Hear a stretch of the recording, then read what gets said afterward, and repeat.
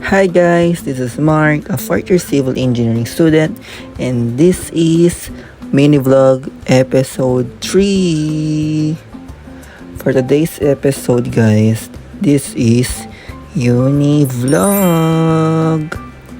So samahan niyo akong pumasok guys kasi meron akong exam ngayong araw, Saturday. So yan guys, maaga yung exam ko kaya maaga din ako nagising. Hindi sana ako magbre-breakfast kasi nag-breakfast na lang ako kasi para makatipid ba. Pero ang breakfast ko guys, it's pansit canton. Kung nagtataka kayo guys, bakit dalawa? Tig-isa po kami ng aking mama.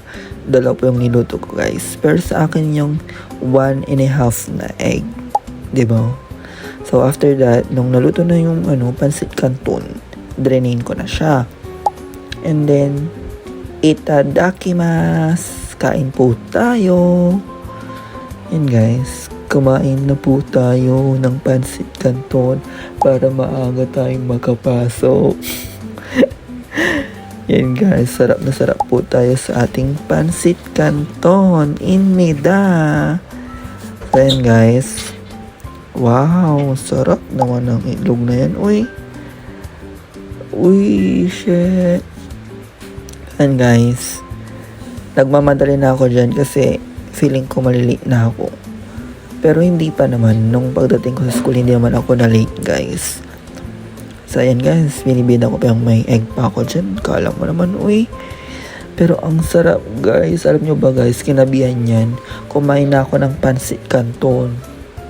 Then after ko kumain, syempre maligo po tayo para naman hindi naman mahilo yung katabi mo sa school, di ba?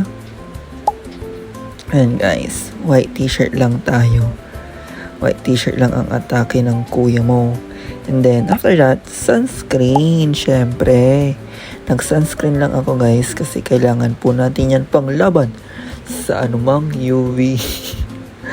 Ano yun? Basta yan guys. Kailangan natin yan. Hikari sunscreen po yung aking sunscreen. Na-discover ko lang din po yan lately guys.